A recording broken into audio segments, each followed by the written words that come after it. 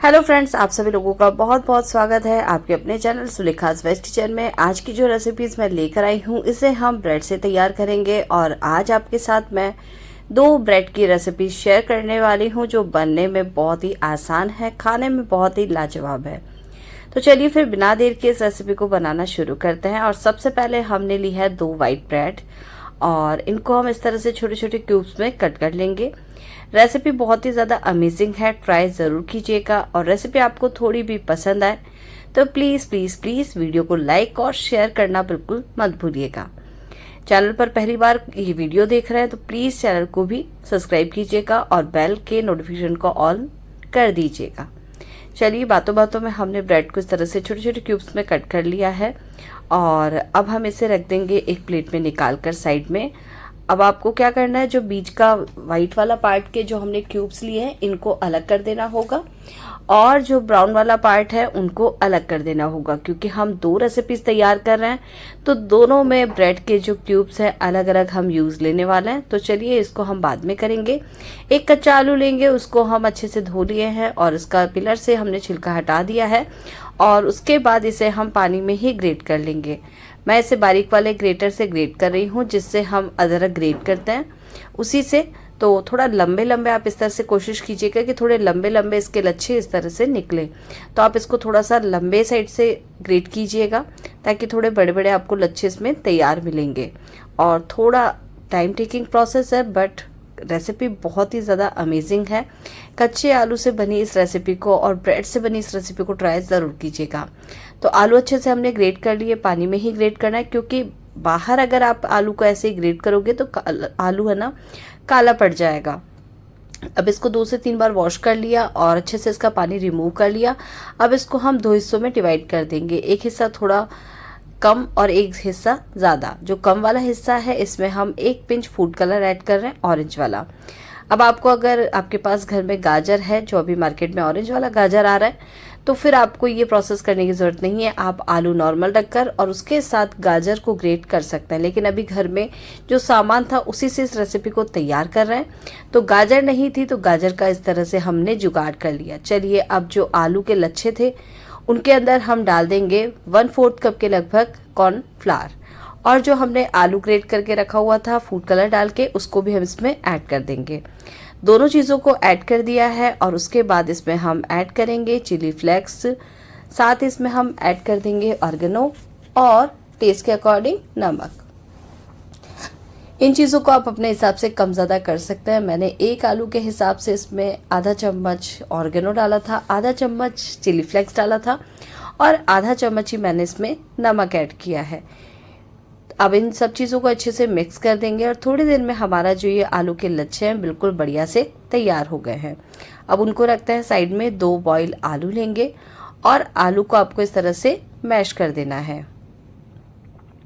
तो अच्छे से आप इसे फॉक की हेल्प से मैश कर दीजिएगा और मैश करने के बाद आपको इसमें ये देखिए चंक्स नहीं रहने चाहिए। आप चाहे ग्रेटर से करें या फिर आप इसे मैशर से भी मैश कर सकते हैं।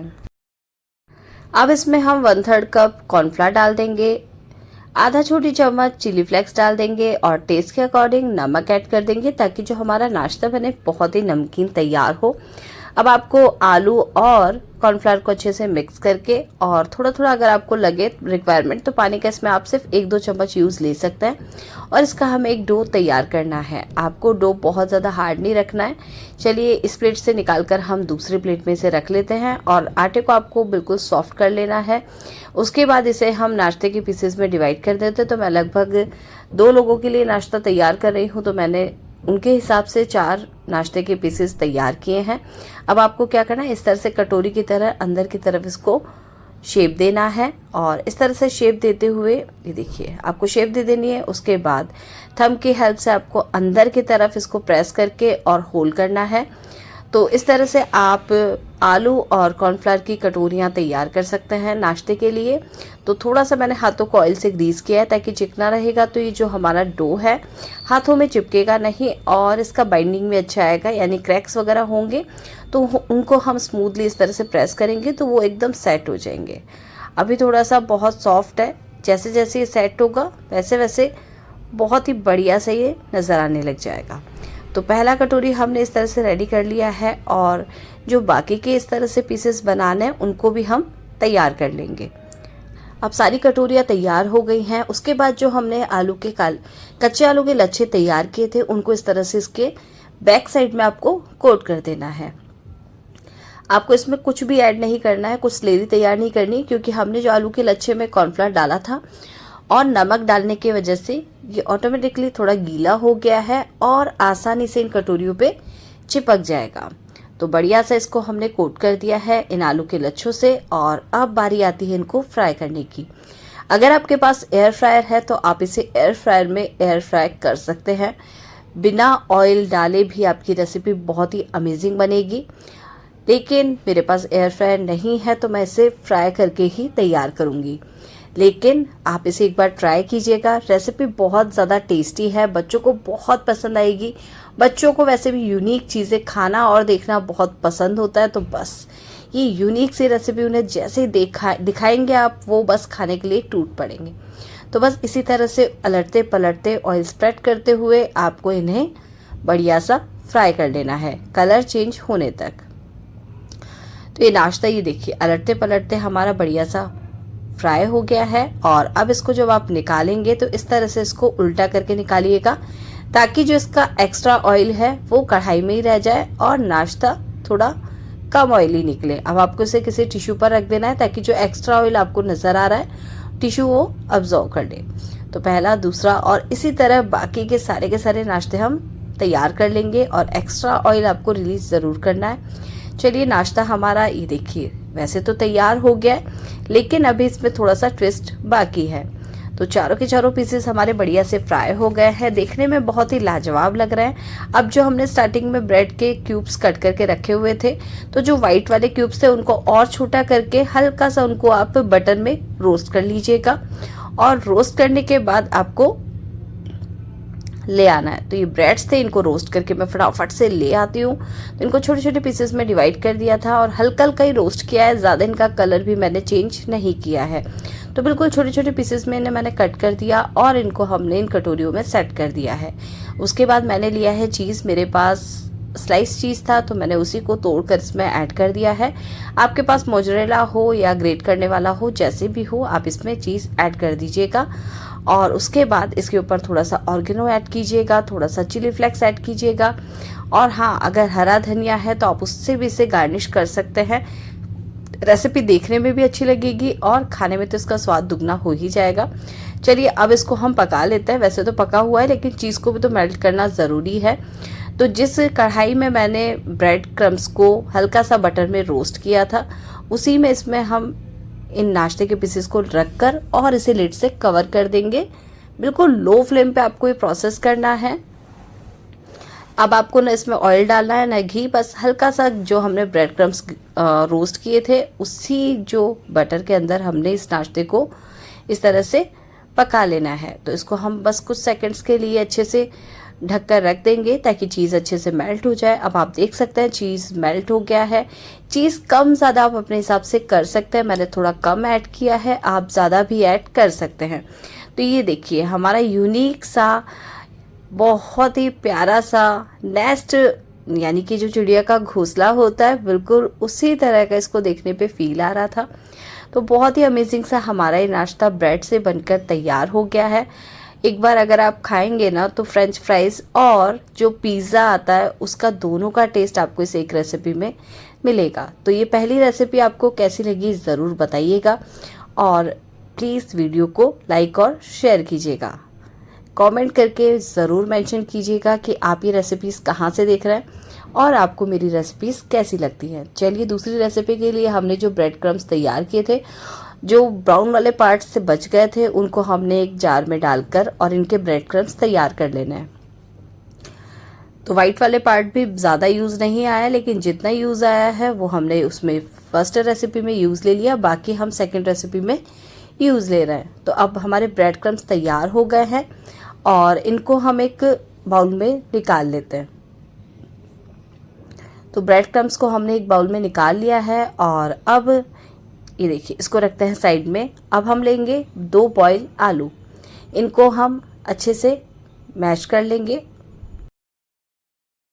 तो आलू अच्छे से मैश हो गए हैं। अब इसमें आधा छोटी चम्मच हल्दी पाउडर डालेंगे, आधा चम्मच लाल मिर्च पाउडर डालेंगे, आधा चम्मच के लगभग ही धनिया पाउडर ऐड कर देंगे, आधा चम्मच ही हम इसमें ऐड करेंगे जीरा, और साथ ही इसमें हम डालेंगे आधा चम्मच नमक टेस्ट के अकॉर्डिंग, और 1 चम्मच छोटा इसमें हम ऐड कर देंगे चाट मसाला, और साथ ही 1 चम्मच इसमें हमने डाला है जो मार्केट में पोहा मसाला आता है वो। इनको डालने के बाद आपको अब सारी चीज़ों को अच्छे से मिक्स कर लेना है। आपको इसमें अनियन नहीं डालना है, न ही कोई आपको हरा धनिया डालना है, कुछ ऐड नहीं करना है। बस आपको ये नॉर्मल सी स्टफिंग तैयार कर लेनी है। आपने जो इसमें पोहे वाला मसाला डाला है उससे इसका टेस्ट और टेक्सचर काफ़ी ज़्यादा यूनिक आने वाला है। तो चलिए हमारा ये स्टफिंग तैयार हो गया है। अब एक बाउल लेंगे, उसमें आधा कटोरी बेसन लिया है, टेस्ट के अकॉर्डिंग नमक ऐड कर दिया है, 1 पिंच इसमें मैंने लाल मिर्च भी डाल दी है ताकि नाश्ता चटपटा भी लगे और टेस्टी भी। अब जैसे हमने आधा कटोरी इसमें बेसन लिया है तो आधा कटोरी से थोड़ा कम इसमें हम पानी डालेंगे, और बिल्कुल रनी भी नहीं बनाना है और बहुत ज़्यादा गाढ़ा भी हमें इस बैटर को नहीं तैयार करना है। जिस तरह से हम बटाटा वड़ा वगैरह बनाते हैं उसका जो बैटर तैयार करते हैं पकोड़े के लिए, बिल्कुल वैसा ही आपको इसको बैटर को तैयार करना है। तो इसकी कंसिस्टेंसी कुछ ऐसी है, ना बहुत ज़्यादा रनी है ना बहुत ज़्यादा गाढ़ी है। अब इसको रख देंगे हम साइड में, और हमने लिया है ये क्यूक्यूम्बर, इस यानी खीरा, इसको हमने अच्छे से वॉश कर लिया है। टॉप एंड बॉटम पार्ट हमने कट कर दिया है, और फर्स्ट जो इसका छिलका है उसको हम इस तरह से थोड़ा सा मोटा मोटा हटा देंगे। अब इसके बाद आपको रेसिपी के लिए छिलका हटाने की ज़रूरत नहीं है। अब आपको इसके पतले पतले स्लाइसेस कट कर लेने हैं। आपके पास अगर आलू कटर है तो आप उससे भी इसके लंबे लंबे लच्छे इस तरह से कट कर सकते हैं। तो मैंने सारे कट कर लिए हैं। इसके बाद अब ये बहुत ज़्यादा हार्ड है तो, और इनमें पानी भी बहुत ज़्यादा है, तो आपको क्या करना है, थोड़ा सा नमक डालकर और सभी के सभी खीरे के पीसेस के ऊपर इस तरह से लगा देना है।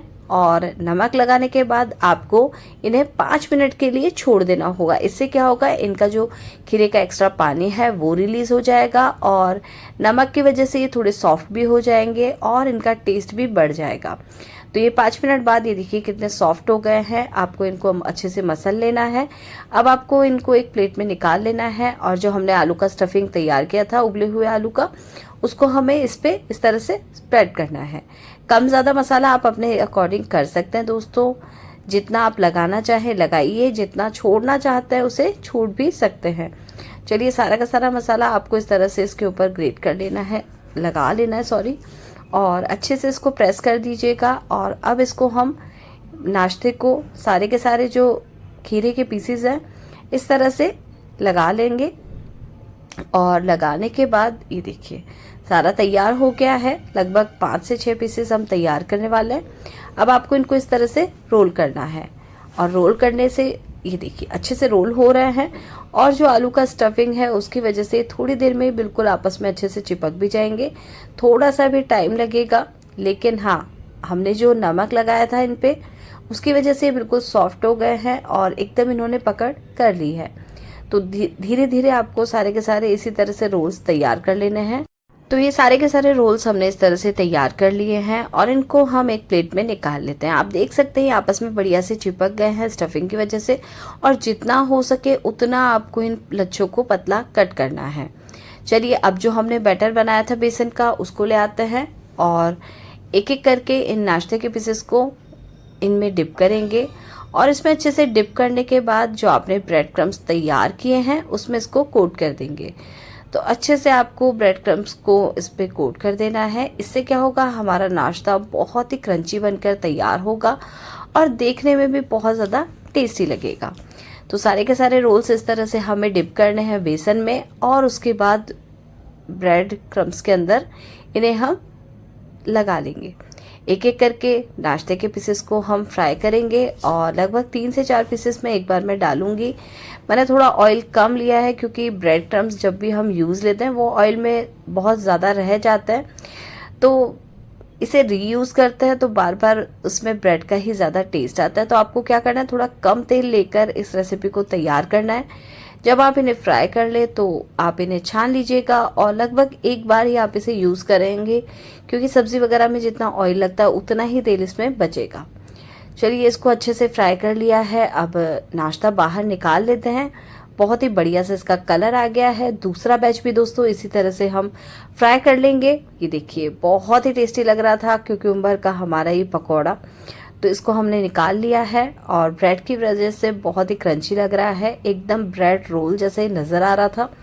तो ये नाश्ता हमारा झटपट तैयार हो गया, चटपटा सा। इसको हम निकाल लिए हैं एक प्लेट के अंदर और प्लेट में निकाल लिया है। चटनी के साथ आप इसे सर्व कर सकते हैं, केचप के साथ सर्व कर सकते हैं। आप इसे चाहें तो पिज़्ज़ा डिप्स के साथ भी सर्व कर सकते हैं, जैसे चाहें आप इसे सर्व कीजिए। लेकिन हाँ, एक बार ट्राई ज़रूर कीजिएगा। बहुत ही यूनिक सा ब्रेड और क्यूकम्बर का और पोटैटो का नाश्ता है, तो ट्राई करना तो बनता है, क्योंकि ऐसी रेसिपीज़ बहुत कम होती है जो देखने में भी यूनिक लगे और खाने में इसका टेस्ट भी काफ़ी ज़्यादा यूनिक आएगा। तो बस इस तरह से इसे एक बार ट्राई कीजिएगा और बहुत ही क्रंची सा हमारा ये नाश्ता तैयार हो गया है। चलिए ये रेसिपी कैसी लगी ब्रेड की, आप ये ज़रूर बताइएगा कमेंट करके। मैं इसे कट करके भी दिखा देती हूँ, तो आपकी जो क्यूरियोसिटी के अंदर से कैसा लग रहा है वो भी आप देख सके। तो ये देखिए चाकू से इसे कट कर दिया है और अंदर से देखिए बहुत ही बढ़िया सा फ्लेवरफुल हमारा ये पकौड़ा तैयार हुआ था। चलिए हमारी ये 2 ब्रेड की रेसिपीज़ बढ़िया सी तैयार हो गई है। अब एक थोड़ा सा हेल्दी रेसिपी भी तैयार कर लेते हैं। तो मैंने छिलके वाली मूंग की दाल को गर्म पानी में 2 से 3 घंटे के लिए भिगो कर रख दिया था और इसे अच्छे से हम अब वॉश कर लेंगे। इसका जितना छिलका हो सके हट जाएगा और बाकी अगर रह भी जाएगा तो कोई भी प्रॉब्लम नहीं है, क्योंकि जो इसका प्रोटीन है वो इनके छिलकों में ही होता है। चलिए इसको अच्छे से वॉश कर लेते हैं और ये अच्छे से वॉश कर लिया है। छिलके ज़्यादा नहीं हटे हैं, थोड़ी ही हटे हैं, लेकिन कोई बात नहीं है। चलिए इसको हम एक जार में ट्रांसफ़र कर लेते हैं ताकि इसको हम ग्राइंड कर सके। और सारी की सारी दाल हमने जार में ट्रांसफ़र कर दी है। जार में डालने के बाद आपको इसमें एक हरी मिर्च कट करके ऐड कर देनी है। साथ ही इसमें एक अदरक का टुकड़ा और 2 लहसुन की कलियाँ डाल देनी है और 2 चम्मच पानी ऐड कर देना है। पानी अगर आपको ज़्यादा कम लग रहा है तो आप इसमें थोड़ा सा और ऐड कर सकते हैं। चलिए इसको हम ग्राइंड करके ले आते हैं और एक स्मूथ सा इसका पेस्ट हमने तैयार कर लिया है। तो ये पेस्ट इसका बहुत ही अमेजिंग सा रेडी हो गया है और बहुत ही हेल्दी रेसिपी है, तो ट्राई आप ज़रूर कीजिएगा। तो इसको एक बाउल में निकाल लिया है और बाउल में निकालने के बाद इसमें हम ऐड करेंगे 1 बड़ा चम्मच बेसन का, जिससे हमारी रेसिपी की बाइंडिंग काफ़ी ज़्यादा अच्छी होगी। इसको अच्छे से मिक्स कर लेते हैं। एक बात का आपको ध्यान रखना है, लम्प्स नहीं होने चाहिए। गांठ होगी तो फिर आपका जो नाश्ता बनेगा वो टेस्ट अच्छा नहीं आएगा। अब इसमें हम टेस्ट के अकॉर्डिंग नमक ऐड कर देंगे दोस्तों। नमक ऐड कर दिया है, इसको अच्छे से आपको मिक्स कर देना है। मैं इसमें इसको अच्छे से मिक्स कर दी हूँ और गांठ आपको बस ये रखना है कि इसमें गांठ नहीं होनी चाहिए। चलिए इसको अच्छे से मिक्स कर दिया है। फ्रेश कटा हुआ धनिया ऐड कर देंगे। आप इसमें लाल मिर्च भी ऐड करना चाहें तो कर सकते हैं। मैं इसमें लाल मिर्च नहीं ऐड कर रही हूँ, क्योंकि मैंने इसमें हरी मिर्च डाली थी, वो काफ़ी ज़्यादा तीखी थी, तो उसको मैंने ऐड कर दिया है। अब हमने एक नॉनस्टिक तवा लिया है और उसको हमने 5 मिनट के लिए रख दिया था सेट होने के लिए। 5 मिनट में बढ़िया सा हमारा बैटर सेट हो गया है। अब तवे के ऊपर आपको ऑयल ग्रीस करके और अच्छे से गर्म होने के बाद कपड़े से साफ कर देना है। इससे क्या होगा, आपका जो नाश्ता है ये तवे पर चिपकेगा नहीं और बहुत ही आसानी से आप इसे फ्लिप कर सकते हैं, यानी पलट सकते हैं। तो अच्छे से इसको फैला दिया है और अब आपको हल्का हल्का ऑयल चारों तरफ ग्रीस कर देना है। ये देखिए बिल्कुल बढ़िया सा हमारे पक चुका है ऊपर की तरफ से। तो ऑयल आपको हल्का सा ग्रीस करना है। उसके बाद स्पैचुला से इसको इस तरह से पलट देना है।